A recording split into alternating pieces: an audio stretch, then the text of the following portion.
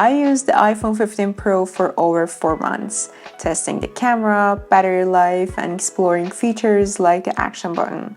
I was thinking maybe some of the features are worth upgrading, but really depends, guys. So I'll share if it's worth the upgrade or if you should wait for the iPhone 16. Let's get into it. So I gotta say, the new iPhone 15 Pro and Pro Max look pretty much like the older ones, but with some cool design upgrades. For instance, the edges are rounder and now the side rails are made of titanium, not stainless steel.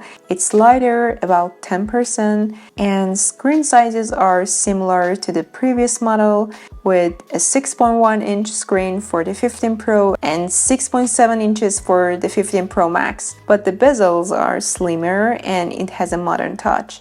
I feel like the iPhone 15 Pro is much portable in terms of size, and I can work with it with one hand and it fits in all my pockets.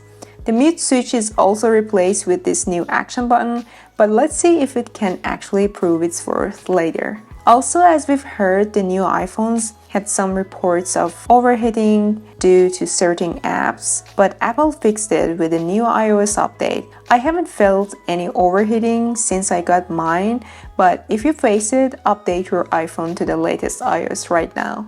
The camera was a big reason I upgraded from the iPhone 13 to the 15 Pro, and so now I'm gonna test the powerful camera of iPhone 15 Pro, so you're gonna know exactly if it's worth upgrading.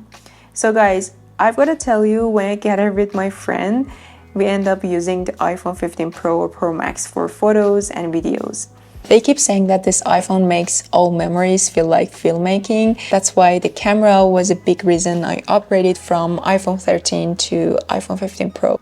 The new Pro models have various lenses: 0.5x zoom, 1x zoom, 1.2x zoom, 1.5x zoom, 3x zoom, and additionally there is an extra 5x zoom on the Pro Max. But you know what? I think I'm pretty cool with the 3x zoom in my everyday life, and I think 5x zoom is too much and I don't really use it. And also the quality decreases at 5x zoom, so sticking to 3x zoom with higher quality is better in my case. One of the new camera capabilities with the iPhone 15 Pro and Pro Max is the ability to quickly change between focal lengths with the main camera. I feel like the camera is almost perfect for taking everyday photos and videos. It gives you sharp, colorful photos with decent dynamic range, and the overall color of the 15 Pro is so much better, and it retains details better compared to the previous models. So let me take you through my camera settings and show you how I try to capture quality photos and videos. Here's how I set up my videos. I choose 4K at 24 FPS for good quality, turn on enhanced stabilization, lock the camera, and white balance for consistency. I leave slow mode and cinematic settings alone, they're just fine. In the format, I go for 24 megapixels. In video capture settings, I go for Apple ProRes and choose log encoding for later editing. When it comes to preserving settings, I turn on camera mode to remember my last used settings for the next time. I also enable the grid and levels, and if I need to capture fast-paced action, I toggle on prioritize fast-paced shooting. This year, Apple's lock feature is a game changer, especially for those using their iPhone always in their pocket as their main or backup camera. The ability to shoot in ProRes log at 4K 60 FPS externally is a big win for content creators. So capture high quality footage, color grade it later. But remember, it eats up your memory fast, so having an external SSD is a smart move. You can use an external SSD with USB-C, just plug it into your iPhone and it acts like an SD card. Shoot directly into it and then transfer your footage to software like Final Cut Pro for some cool color grading later. Honestly, I don't think I use my iPhone for recording my long form videos because I already have this good quality setup. but I'm definitely considering it for vlogging outside because I don't need to carry camera setup and my phone is always with me in my pocket, and I feel like it's a great option for recording short videos for YouTube and Instagram. So you don't need to switch to portrait mode if you want to take a portrait photo. You can just take a picture in photo mode and then adjust the blur later. Basically, it recognizes your subject and this little F icon pops up. You can tap it to dive into portrait mode.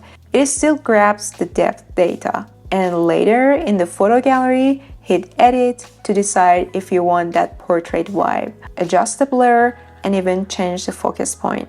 I feel like portrait mode and these blurry pics here are way more natural now, just making me more positive about iPhone photography. My daily phone routine usually starts at 8 a.m.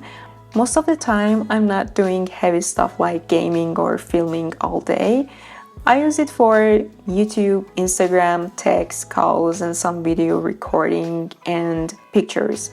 I typically have 3 to 4 hours of screen time per day, and it hits 15% at night. Honestly, about the battery life, it's not great for heavy tasks like recording videos or gaming all day, but for regular use like mine, it's totally fine. The iPhone 15 Pro averages a full day on a single charge, while the 15 Pro Max gets between a day and a half to 2 days. But these are just estimated numbers based on what I've heard from users and my own experience. Of course, battery life can vary depending on how you use your iPhone.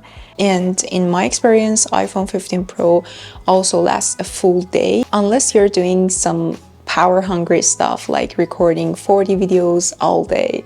I recommend getting a sturdy case for your new iPhone to keep it safe. I tried the FNTCASE for my iPhone 15 Pro.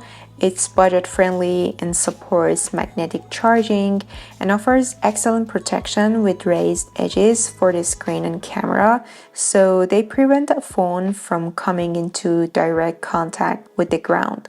I put the links and the discount code for you guys in the description. Make sure to check it out. The new action button is like a speedy shortcut to our favorite camera, voice memos, flashlight, and more. Using the Shortcuts app is super helpful. You can do a lot of stuff using the Shortcuts app. Just tap and hold to open any app like ChatGPT or set up a series of actions in a row. I talked about it in my previous video, how I set it to ChatGPT. Make sure to watch that video. Well, this action button here looks cool and can speed up your workflow, but I wouldn't upgrade just because of this. It's just a nice to have, you know what I mean? So Apple switched from Lightning to USB-C on the iPhone, and I'm so happy because now I can use just one cable to charge almost all my Apple devices: iPhone, iPad, AirPods Pro, and Apple Watch. Plus, the same cable lets me transfer files super fast. As I mentioned, you can plug in an SSD to your iPhone using USB-C, put files on it, and later plug it into your computer to edit directly off of it. That's probably what I would do if I record any Apple ProRes log footage. I went for this iPhone 15 Pro instead of the Pro Max, mainly because of the size, and honestly, I don't need that extra 5x zoom on the Pro Max. But if you guys are into a bigger screen, need a stronger battery, or that 5x zoom, the iPhone 15 Pro Max could be your pick. Okay, should you even upgrade to iPhone 15 Pro or iPhone 15 Pro Max? Think about what I talked about in the video. Consider which feature could be a game changer for you compared to your current iPhone. It really depends on that. For me, upgrading from iPhone 13 was all about taking better pictures and higher quality videos. So if you're into photos and videos, especially with features like recording in log, then yes, go for the upgrade.